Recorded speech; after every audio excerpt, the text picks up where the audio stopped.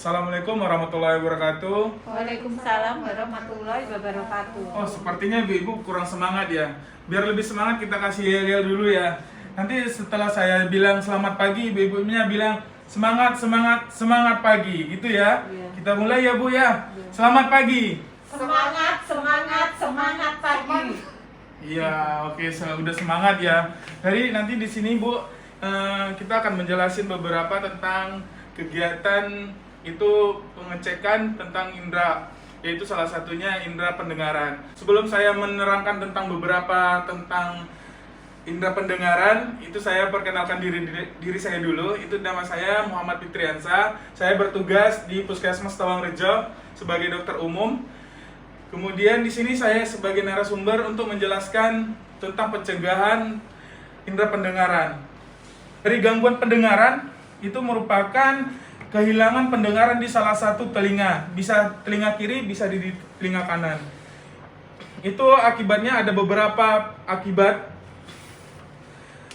Terus ada jenis-jenis gangguan pendengaran. Yang pertama itu ada tuli sejak lahir atau disebut dengan tuli konduktif, Ibu. Artinya dari dia sejak lahir, dari keluarnya bayi dari dalam perut itu sampai dia tua. Itu dia disebut dengan tuli kongenital. Kemudian ada sumbatan serumen, artinya ada kotoran yang di dalam telinga, Ibu. Sumbatan yang ada dalam telinga seperti kotoran yang tidak pernah dilihat. Kemudian ada otitis media superatif atau yang disebut dengan OMSK. OMSK itu adalah tingkatan lanjutan dari otitis media akut yang awalnya dari sakit, dia berawal kemudian pecah, gendang telinganya pecah, kemudian dia keluar cairan sampai lama sehingga lanjutannya menjadi OMSK. Kemudian ada gangguan pendengaran akibat bising, itu biasanya pada karyawan yang pekerjaan yang di tempat-tempat bising. Kemudian ada tuli karena usia lanjut, itu karena biasanya pada orang-orang usia tua, usia di atas 70 tahun, itu yang diakibatkan dari tulang pendengarannya itu semakin rapuh sehingga dia pengantar suaranya sudah mulai berkurang. Kemudian ada beberapa cara Bu yang dapat kita lakukan. Yang pertama itu pada balita, diusahakan tidak minum susu botol sebelum bayi berumur 1 tahun untuk mengurangi terjadinya infeksi saluran napas.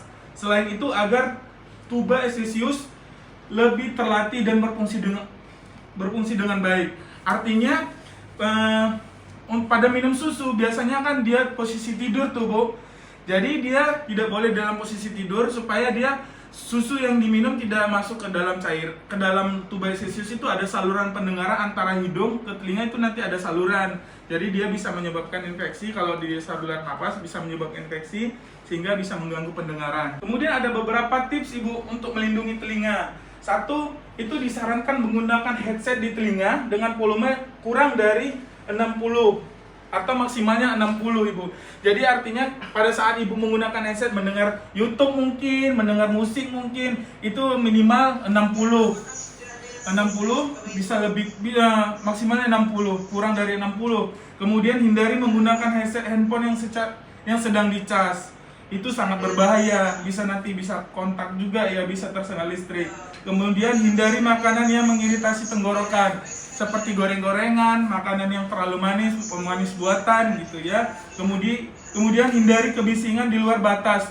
Artinya kalau kita terlalu keras mendengar musik, dikecilkan. Sekian dari penjelasan dari saya tentang indera pendengaran.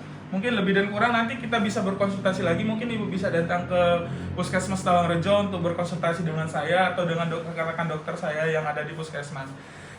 Selebihnya mungkin ada yang mau Ibu tanyakan tentang yang saya sosialisasikan mungkin? Tanya Dok. Iya silakan Bu. Perkenalkan dulu siapa namanya? Perkenalkan, nama saya Ati, Iya, Bu Ati. warga Tawang. Iya. Mau tanya, kalau telinga saya itu sering berdenging, itu apa merupakan gejala mau tuli gitu Dok? Oke, iya. Terima kasih. Ya, terima kasih Bu Ati atas pertanyaannya. Mungkin saya langsung jawab ya Bu Ati.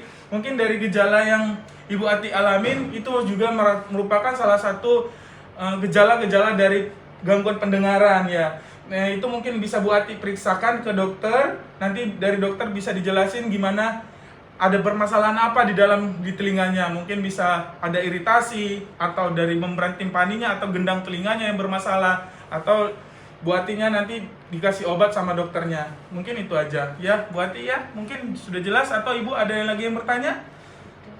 Sudah cukup ya Bu ya. Sebelum saya tutup Bu, kegiatan sosialisasi saya, kita mengingat kembali ya dari kegiatan sosialisasi saya. Mungkin ada Ibu salah satunya yang bisa mengulang semateri saya tadi, mungkin bisa Ibu ulangin salah satunya, mungkin dari tips atau jenis-jenis gangguan pendengaran, ada bisa yang Ibu jelasin, yang Ibu ingat, coba Ibu Ati mungkin ya, silakan. Nggak boleh pakai headset maksimal 60%. Iya, benar ya. Jadi kita salah satu tipsnya penggunaan headset ya, maksimalnya itu 60%.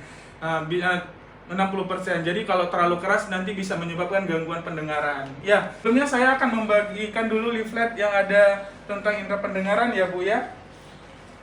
Boleh dibaca, kalian diamati. Mungkin sekian dari saya. Terima kasih Bu Ati atas feedbacknya, atas responnya, sudah mengingat. Lebih dan kurang saya mohon maaf ya Bu ya. Saya akhirin. Wassalamualaikum warahmatullahi wabarakatuh.